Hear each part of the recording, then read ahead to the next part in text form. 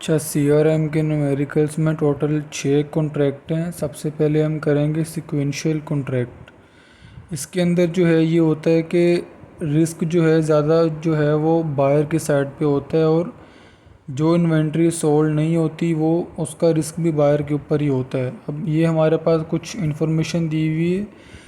Retailer information में selling price है, cost price है, सेल्वेज और या फिर स्क्रैप की प्राइस दी हुई है। और मैन्युफैक्चरर इन्फॉर्मेशन में सेलिंग प्राइस, वेरिएबल कॉस्ट और फिक्स्ड कॉस्ट दी हुई है। अब सबसे पहले हमें ऑप्टिमल क्वांटिटी फाइंड करने के लिए क्रिटिकल पॉइंट चाहिए होता है। तो क्रिटिकल पॉइंट लिख लो या रेशो लिख लो, एक ही बात है। इसका फॉर्मूला है, ये हमारा फर्स्ट स्टेप है। इसका फॉर्मूला है marginal profit divided by marginal profit plus marginal loss. अब मार्जिनल प्रॉफिट का फॉर्मूला सिक्वेंशियल कॉन्ट्रैक्ट में रेवेन्यू माइनस कॉस्ट है। रेवेन्यू क्या है? ये सेलिंग प्राइस, ये जो हम निकालते हैं रिटेलर की इन्फॉर्मेशन से निकालते हैं। अब मार्जिनल लॉस का फॉर्मूला है कॉस्ट माइनस सेल्वेज। अब ये देखो यहाँ पे रेवेन्यू 125 आ गया, माइनस कॉस्ट आ गई 80, हमारे पास आ गया 45। अब कॉस्ट कितनी थी? 80 माइनस सैलरी वैल्यू कितनी है? 20, तो हमारे पास 60 आ गया। अब इसको हम फॉर्मूले में पुट कर देंगे, तो C R is equal to 45 divided by 45 plus 60, तो इसका आंसर आएगा 0.4285। तो इसको मल्टीप्लाई 100 करेंगे, मल्टीप्लाई 100 तो हमारे पास इस तरह आंसर आ जाएगा 42.85। अब ये हमने क्यों निकाला? वो इसने निकाला है कि अब सेकंड स्टेप में हमने ये करना है, फाइंड द एवरेज इन्वेंट्री। इसका फॉर्मूला है D multiply by P, demand multiply probability. ये डिमांड दी होगी, प्रोबेबिलिटी भी दी होगी। हमने वेटेज निकालना है और एक्यूमुलेटेड प्रोबेबिलिटी निकालनी है। अब ये इस तरह निकलती है कि सबसे पहले तो आप डिमांड को मल्टीप्लाई करवाओ प्रोबेबिलिटी से, तो हमारे पास ये आंसर आ जाएगा। इसको इससे करवाओ, ये आ जाएगा। इसको इससे करवाओ, ये आ जाएगा। अब एक्यूमुलेटेड प्रोबेबिलिटी इस तरह निकलती है कि जो है सबसे पहले तो 11 आएगा, 11%। अब इसके अंदर ये वाली ऐड कर दो, 11 plus 11 22, 22 plus 28 50, 50 plus 22 72, 72 plus 18 90, 90 plus 10 100। अब देखो ज़रा, पहले हमारा आंसर यहाँ पे क्या आया था? 42.85।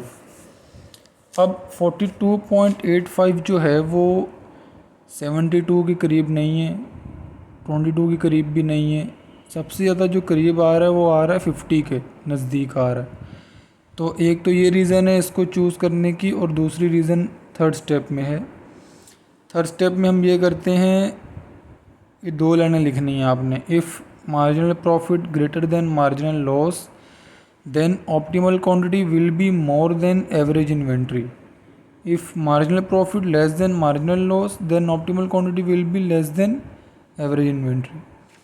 अब यहाँ पे देखो, ये हमारे पास मार्जिनल प्रॉफिट 45 जो है वो मार्जिनल लॉस से कम है, तो इसका फिर ये मतलब है ये वाली कंडीशन होगी। तो ऑप्टिमल क्वांटिटी जो है वो ये हमारे पास एवरेज इन्वेंट्री है। ऑप्टिमल क्वांटिटी एवरेज इन्वेंट्री से कम होनी चाहिए। तो 1310 से कम कौन सी वैल्यू सबसे करीब? 12,000 है। ये 12,000 यहाँ पे आ रहा था, और 42.85 इसके करीब आ रहा था। मतलब कंफर्म हो गया कि ये हमारे पास ऑप्टिमल क्वांटिटी 12,000 है। ठीक है। अब हमने जो है वो रिटेलर का प्रॉफिट कैलकुलेट करना है। यहाँ तक वर्किंग करने के बाद रिटेलर का प्रॉफिट इस तरह कैलकुलेट करेंगे। फॉर द 8,000 डिमांड में हम सबसे पहले तो ये देखो, सबसे पहले हमारे पास क्या डिमांड है? 8,000 है, तो इसलिए हम सबसे पहले इसको चूज़ करेंगे। तो इसका फॉर्मूला है selling price multiply by demand minus cost multiply by optimal quantity जो कि ये वाली है, माइनस फिक्स्ड कॉस्ट, इसका ये फॉर्मूला है। सिंपल वैल्यू पुट करो, सेलिंग प्राइस रिटेलर की कितनी दी हुई है 125, डिमांड कितनी है ये 8000 लिखा हुआ है, माइनस कॉस्ट कितनी है वहाँ पे 80 दी हुई है, और रिटेलर की इन्फॉर्मेशन में कॉस्ट 80 दी हुई है, और ऑप्टिमल क्वांटिटी कितनी है 12000 जो कि हमने ये निकाली है, माइनस फिक्स कॉस्ट भी हमें ये दी हुई है, इधर ये दी हुई है 1 लाख। ठीक है, तो ये हमारे पास आ गया -60,000। लेकिन मैंने क्या कहा था कि जो इन्वेंट्री सोल्ड नहीं होती है उसका भी रिटेलर के ऊपर ही आता है, तो उसको कैलकुलेट करने के लिए हमने ये करना है कि सेल्वेज वैल्यू भी निकालेंगे सबसे पहले डिमांड 8000 पे। ठीक है, तो ऑप्टिमल क्वांटिटी को माइनस कर देंगे 8000 से, 12000 माइनस 8000 हमारे पास आ गया 4000। इन्वेंट्री जो है हमारे पास ये सोल्ड नहीं हुआ, तो इसकी कितनी कॉस्ट थी सेल्वेज की 20, तो 4000 को मल्टीप्लाई किया 20 से हमारे पास आ गया 80,000।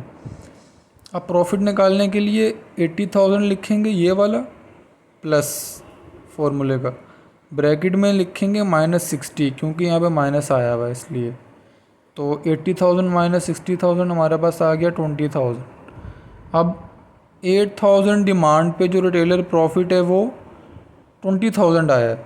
ठीक है, इसी तरह अभी हम 10,000 पे निकालेंगे, जिस तरह हमने 8,000 किया है इसी तरह हम करेंगे 10,000, बस जो चेंज कहाँ पे आएगा यहाँ पे आएगा, ये यहाँ पे हमने 8 लिखा था यहाँ पे हम 10 लिखेंगे, और बाकी सेल्वेज में भी जहाँ जहाँ हमने 8 लिखा है वहाँ 10 लिखेंगे, और उसी तरह वर्किंग होगी।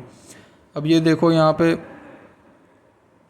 40,000 है प्लस 1,90,000 है, क्योंकि हमारे पास जो ये वाला आया ये प्लस में है, हमने सिंपल प्लस कर दिया, अगर माइनस में आता फिर हम यहाँ पे माइनस करते जैसे हमने ये किए। तो 10,000 पे हमारे पास 2,30,000 हमारे पास रिटेलर का प्रॉफिट आ गया है। इसी तरह हम कैलकुलेट करेंगे 12,000 पे। अब 12,000 पे कैलकुलेट करने के लिए वही है, selling price demand minus cost, optimal quantity minus fixed cost, ये आ गया।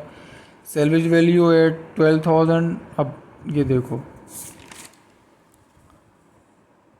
यहाँ पे 12 माइनस 10 किया था, लेकिन यहाँ पे अब दोनों सेम आ गया, डिमांड भी 12,000 है और ऑप्टिमल क्वांटिटी भी 12,000 है, तो हमने 12,000 माइनस 12,000 किया तो हमारे पास आ गया 0, तो 0 को इसमें प्लस करेंगे तो सेम वही रहेगा, सेम वैल्यू रहेगी, तो रिटेलर प्रॉफिट विल बी 4,40,000। अब जब हम ऑप्टिमल क्वांटिटी तक कैलकुलेट कर लेते हैं डिमांड को, तो उसके बाद जितनी भी डिमांड रहती है उसका प्रॉफिट सेम रहेगा ये वाला, जिस तरह यहाँ तक था। अब इसके बाद वाली जितनी भी डिमांड है सिंपल आप लिखो 14,000 डिमांड, प्रॉफिट आप इसका लिख दो डायरेक्ट इस तरह, ये देखो 14,000 इज इक्वल टू 4,40,000, सिंपल यहाँ पे आ गया। इसी तरह 16,000 का लिख दो, इसी तरह 18,000 का लिख दो। अब रिटेलर का एक्चुअल प्रॉफिट कैलकुलेट करने के लिए हमने, वो तो था एक एक डिमांड पे, अब टोटल प्रॉफिट, ये है टोटल रिटेलर प्रॉफिट कैलकुलेट करने के लिए डिमांड हमें दी हुई है, सही है। डिमांड के बाद लिखेंगे प्रॉफिट, उसके बाद प्रोबेबिलिटी, उसके बाद वेटेड। अब डिमांड हमें गिवन थी, प्रॉफिट हमने ये निकाला, 8,000 पे कितना निकला था 20,000, 10,000 पे कितना आया 2,30,000, ये लिखा हुआ पीछे जो ये वाला, और 12,000 पे आया ये वाला, और बाकी बाद में सेम रहेगा, मैंने जैसे मैंने पहले बताया है। और ये तो हमें वैसे ही गिवन है प्रोबेबिलिटी, ये वाली दी हुई है, ये देखो ये दी हुई प्रोबेबिलिटी।